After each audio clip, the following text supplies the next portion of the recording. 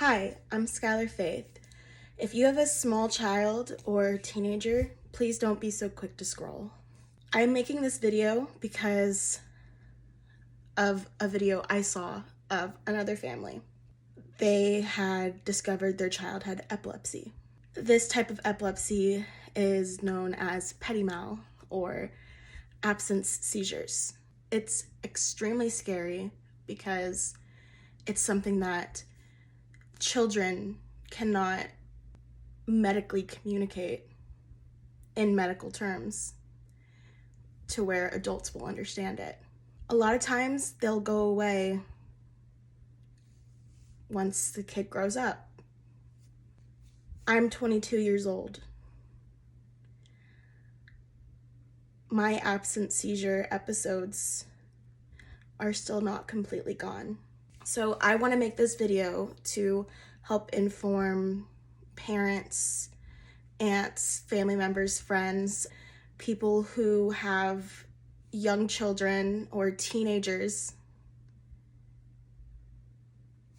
because maybe this will help someone somewhere struggling that can't verbalize.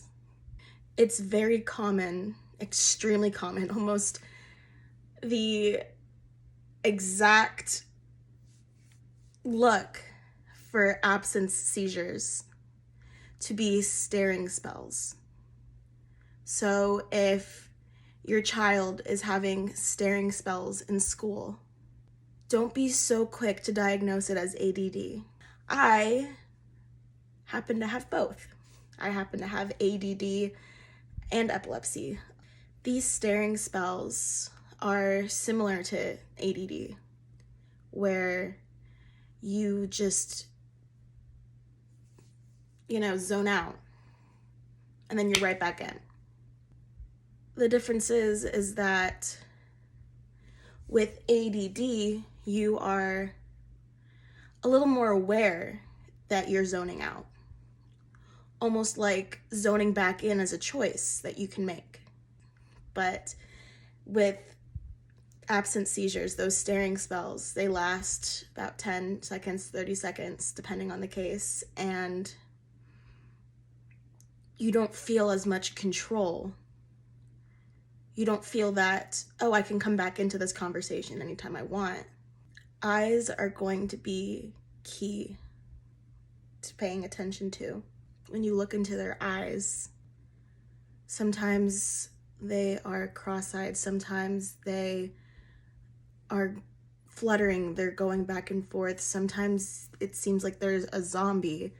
Sometimes it's like no one's there, or that at any moment they could roll back to their head, or maybe for just no reason at all, it seems like they suddenly became so tired that they can't even keep their eyes open.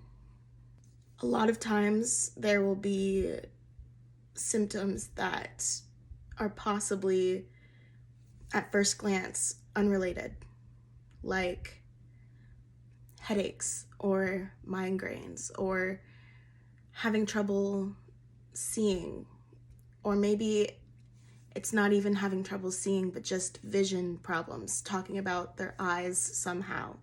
With me personally, I remember in 7th grade when I was 13, I was getting these migraines and my eyes would hurt, and I thought it was because I needed glasses because I was straining so hard to see. Getting glasses didn't fix it. It only watered down the problem. It was a temporary fix because we didn't know. When it comes to absent seizures, these Petit-Mal seizures turning into grand mal seizures, building up to those big seizures where someone is shaking or vomiting or turning blue because they can't breathe, they're not in control of their body. There are signs, but because this is so common in children, like I said, they don't know how to verbalize it to where it makes sense.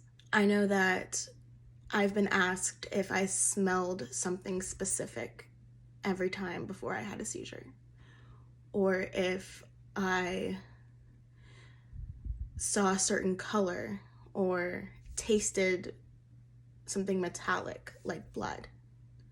And those have never happened to me, which makes it more difficult for anyone to understand my case.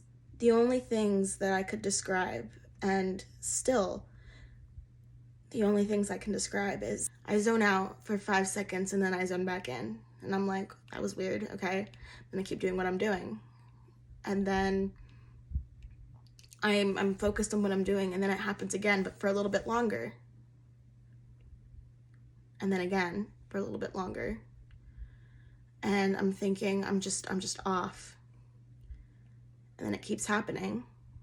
And my eyes feel like they're having these memories, these past memories, but they're of moments that literally just happened. So it's not necessarily that I'm feeling like I'm having these past memories. It just feels like my subconscious is aware of everything that's happening, but my consciousness cannot process it until moments later. So it's like I'm constantly playing catch up. It's like I'm just delayed. When it comes to speaking, my subconscious will hear someone ask me a question, and it's already formed the answer to it, but I can't speak it yet. And you can't see that I'm trying to speak it. You'll just see me staring blankly, and then this jerk where I'm forcing myself to say it because I'm trying to get myself to say this. That's the moment where my consciousness catches up. I want to go back to the whole eyes thing. If someone is describing something to you as feeling things in the back of their eyes hurting, the inside of their eyes, their eyes feel inside out, or things seem small for a little bit, like they're going in and out of focus. Maybe they notice something one moment, don't remember, and then remember something different, almost like blackouts. Or if they feel like their brain hurts. These are all ways of trying to communicate. My mom describes it right before I have a seizure, where she looks at me and I look like a zombie. I'm slurring my words. I honestly am having trouble standing up and holding my own weight. I'm a girl who also happens to have PCOS, anxiety and depression, and ADHD. It took 4.5, maybe 5 years, I think, of trial and error and just paying attention for us to realize that mine were tied to my hormones. So whenever it was that time of the month, whenever my menstrual cycle was going on, basically if I was bleeding, I was at a higher risk for having seizures. And I remember I almost had 2 grand mal seizures, those big seizures, in one day. I hope that this helps someone somewhere, because if it was me, I wish that I had had that, so I knew what to say, so I knew how to describe it, so my parents knew what to do. But I'm hoping that this whole journey that I've been on helps someone somewhere. That's why I had to go through it. Thank you for your time. Thank you.